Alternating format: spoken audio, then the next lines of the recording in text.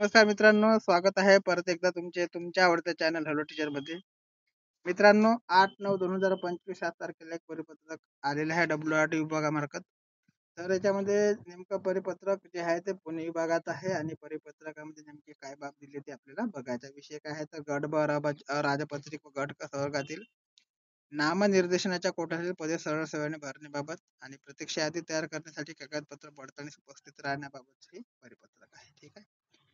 तर भरपूर लोकांचा प्रश्न होता पुण्याचा केव्हा येणार आहे. तर पुण्याचा आलेला आहे मित्रांनो. सदस्य सचिव सन्मान्य समिती तथा अधीक्षक अभियंता व परिमंडळ अधिकारी दक्षता पत्रक मुंबई परिमंडळ पाटबंधारे विभाग ठाणे यांच्याकडे प्राप्त ईमेलद्वारा 22/8/2025 आहे. निम्नश्रेणी लघुलेखक गट ब राजपत्रित पदासाठी परीक्षेचा निकाल दिनांक 28/7/2025 रोजी शासनाच्या संकेतस्थळावर प्रसिद्ध करण्यात आलेला होता. निम्नश्रेणी लघुलेखक गट ब राजपत्रित पदाची निवड यादी TCS कंपनीकडून प्राप्त झालेली असून जाहिरातीनुसार सामाजिक आरक्षणानुसार तपासून नियुक्तीबाबतची पुढील कारवाई करण्याबाबत संदर्भ ईमेलद्वारे कळवण्यात आलेले आहे. ठीक आहे.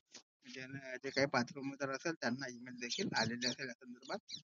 आणि निम्न श्रेणी लघुलेखक गट ब राजपत्रित पदासाठी गुणवत्ता आरक्षणानुसार प्राथमिक स्तरावर अपात्रता आजमावण्यासाठी केवळ कागदपत्र जमासाठी आपण गुरुवार दिनांक 11 सप्टेंबर 2025 रोजी सकाळी 11 ते 2 वाजेपर्यंत अधीक्षक अभियंता संचालक पाटबंधारे संशोधन विकास संचालनालय गोलदिना रोड कॅम्प पुणे येथे सोबतची तपासणी सूची भरून मूळ कागदपत्रांच्या साक्षात 2 प्रती उपस्थित राहायचे आहे. ठीक आहे. तर बघा मित्रांनो, आजची जी तारीख आहे 11 सप्टेंबर 2025. ठीक आहे. तर या तारखेला तुम्हाला उपस्थित राहायचे आहे आणि उमेदवारांनी कागदपत्र पडताळणीसाठी 2 झेरॉक्सचे पंच सोबत न्यायचे आहे. ठीक आहे. उमेदवारांची कागदपत्र पडताळणी झाली म्हणजे अंतिम निवड सूचीमध्ये प्रतीक्षा सूचीमध्ये समाविष्ट झाले असे नाही याची नोंद त्यांनी घ्यावी. सदर कागदपत्र पडताळणीत गैरहजर राहिलेला अथवा कागदपत्रांची पूर्तता न केलेल्या उमेदवारास कोणत्याही परिस्थितीत वा कोणत्याही कारणास्तव मुदतवाढ देण्यात येणार नाही. बघा, आता 8 तारखेला परिपत्रकांनी जाहीर केले, 9 तारखेला साईटवर आले आणि लगेच 11 तारखेला विद्यार्थ्यांना ते टीव्ही करता बोलवत आहे. ठीक आहे. आता ज्यांच्यापर्यंत ही सूचना पोहोचलेली नसेल किंवा ज्यांना ही माहिती नसेल त्यांच्यापर्यंत माहिती पोहोचवण्याचे कार्य तुमचे आहे मित्रांनो. ठीक आहे. तर सदर कागदपत्र पडताळणीत गैरहजर राहिल्यास अथवा कागदपत्राची पूर्तता न केल्यास उमेदवारांना कोणत्याही परिस्थितीत कोणत्याही कारणास्तव मुदतवाढ देण्यात येणार नाही याची उमेदवारांनी नोंद घ्यायची आहे. तसेच भविष्यात याबाबत उमेदवारांना कोणत्याही प्रकारचा दावा सुद्धा करता येणार नाही. ठीक आहे. तसेच सदर भरतीबाबत उमेदवारांशी कोणताही स्वतंत्र पत्रव्यवहार करण्यात येणार नसून पुढील आवश्यक सूचना वैयक्तिक ईमेलद्वारे कळवण्यात येतील याची उमेदवारांनी नोंद घ्यावी.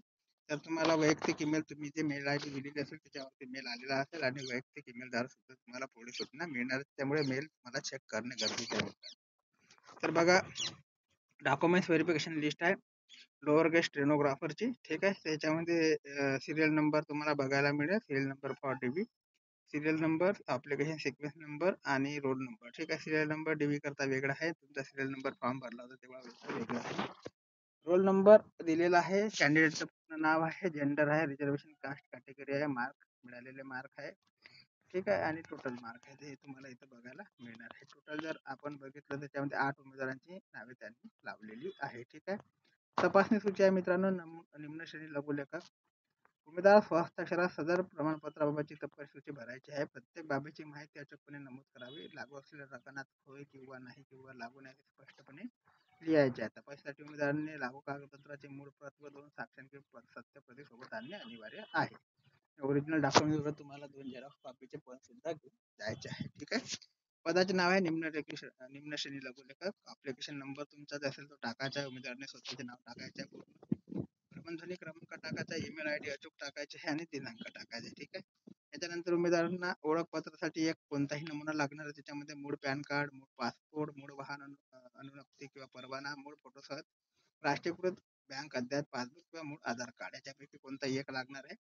आणि याच्यावरती तुम्हाला टिक करून घ्यायचे होय आहे. ठीक आहे. लागून असेल तर लागून नाही लिहायचे. जाहिरातीच्या दिनांकास वय, वर्ष, महिने, दिवस नमूद करायचे आहे. जन्मतारखेच्या पुराव्यासाठी शाळांच्या परीक्षेचे दहावीचे प्रमाणपत्र चालेल.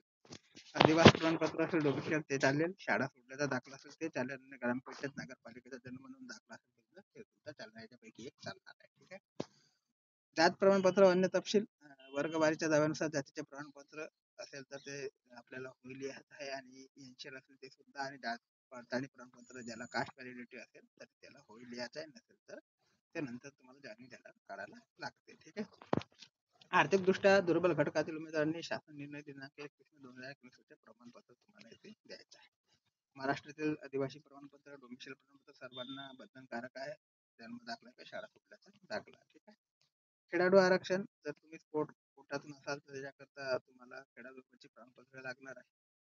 नंतर मराठी भाषेच्या ज्ञानाबाबतचं प्रमाणपत्र कोणतेही एक, त्याच्यामध्ये माध्यमिक शालांत परीक्षा प्रमाणपत्र असेल, उच्च माध्यमिक शालांत परीक्षा प्रमाणपत्र असेल, त्याच्यामध्ये मराठी विषयाचा उल्लेख असणे गरजेचं आहे. सोबतच संबंधित महाविद्यालयाच्या किंवा पदव्युत्तर संस्थेतील प्राध्यापकाने दिलेल्या भाषेचे प्रमाणपत्र किंवा प्राचार्याने दिलेले प्रमाणपत्र सुद्धा इथे चालणार आहे. ठीक आहे.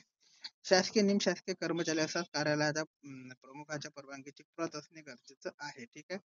तुम्ही अगोदर कुठे जॉब करत असाल तर त्याच्या कार्यालयाच्या प्रमुखाची परवानगी प्रत असणे गरजेचं आहे, ज्याला आपण एनओसी म्हणतो, ते असणे गरजेचं आहे. नंतर संगणक प्रमाणपत्र MSCIT अथवा शासन निर्णय दिनांक 4/2/2013 मध्ये नमूद केलेला संगणक माहिती तंत्रज्ञानाविषयी एक प्रमाणपत्र लागणार आहे. ठीक आहे. शैक्षणिक अर्हता प्रमाणपत्रे, याच्यामध्ये माध्यमिक शाळा परीक्षा प्रमाणपत्र ज्याला SSC म्हणतो, उच्च माध्यमिक शाळा परीक्षा प्रमाणपत्र HSC, आणि पदवी डिग्री असल्यास ते तिथे द्यायचे आहे. अन्य शैक्षणिक तपशील असल्यास ते सुद्धा तुम्हाला द्यायचे, ज्याचे तुम्ही प्रमाणित केलेलं असेल. ठीक आहे. महाराष्ट्र राज्य परीक्षा परिषदेचे 100 शब्द प्रति मिनिट लघुलेखन वयोमर्यादे शासकीय वाणिज्य प्रमाणपत्र बंधनकारक राहील. तसेच मराठी टंकलेखन किमान 30 शब्द प्रति मिनिट किंवा इंग्रजी टंकलेखन किमान 40 शब्द प्रति मिनिट वेगमर्यादा शासकीय वाणिज्य प्रमाणपत्र. ठीक आहे. इतर कागदपत्र उमेदवारांनी सादर केलेल्या त्याचा तपशील द्यायचा आहे. आत्महत्याग्रस्त शेतकऱ्याचा पाल्य असल्यास संबंधित जिल्हास्तरीय समितीने त्यास कुटुंबातील मृत शेतकऱ्याचा पाल्य म्हणून पात्र ठरलेले प्रमाणपत्र असणार लागणार आहे. विवाहित उमेदवारांनी लहान कुटुंबाचे प्रतिज्ञापत्र, महाराष्ट्र नागरिक सेवा लहान कुटुंबाचे प्रतिज्ञापत्र नियम 2005 सादर करायचे आहे. ज्या उमेदवाराचे एका स्वर्गापेक्षा अधिक स्वर्गासाठी वेगवेगळ्या परिमंडळात अर्ज केलेला आहे व एकापेक्षा अधिक पदांच्या कागदपत्रांसाठी यादी मध्ये उमेदवारांना समावेश त्याचा तपशील सुद्धा तुम्हाला द्यायचा आहे. ठीक आहे. तपशील देणे बंधनकारक. याच्यानंतर प्रतिज्ञापत्र द्यायचं आणि श्री श्रीमती नाव लिहायचं आहे, जाहीर करतो की जलसंपदा गट ब गट प्रसाराचा परिषद 2023 मध्ये या पदासाठी केलेल्या अर्जामध्ये मी या वर्गवारीचा दावा केला आहे. माझी मूळ वर्गवारी ही आहे. मी तपासणी सूचीतील वरील परिषदेला भरलेली माहिती खरी व बरोबर आहे. सदर माहिती चुकीची आढळल्यास मी कारवाई पात्र राहील. उमेदवारांनी आपली सही करायची आणि दिनांक सहित. ठीक आहे. नंतर तुम्हाला काही करायचं नाही, कार्यालयीन कामकाजाकरता आहे मित्रांनो. तर अशा प्रकारचा मित्रांनो बघा, 8 तारखेला ज्यांचं परिपत्रक आहे, 9 तारखेला त्यांनी साईडवर अपलोड केला आणि लगेच 11 तारखेला मुलांना DV करता बोलावलं आहे. भागदौड तुम्हाला होऊ शकते, पण वेळेवर पोहोचणे गरजेचं आहे. जे काही आपले विद्यार्थी असेल, जे काही मित्रमंडळी असेल, त्यांच्यापर्यंत तुम्ही ही माहिती पोहोचवा. चाहे PDF च्या माध्यमातून पोहोचवा किंवा व्हिडिओच्या माध्यमातून पोहोचवा. व्हिडिओ शेअर करून सुद्धा पोहोचू शकता आणि PDF टेलिग्राम चॅनलला दिले तिथून सुद्धा पोहोचू शकता, परंतु माहिती पोहोचवा मित्रांनो. आणखी काही अपडेट आले तर चॅनलच्या माध्यमातून नेहमीप्रमाणे तुमच्यापर्यंत पोहोचवण्याचे कार्य केले जाईल. तोपर्यंत मित्रांनो, जय हिंद, जय महाराष्ट्र, जय शिवराय.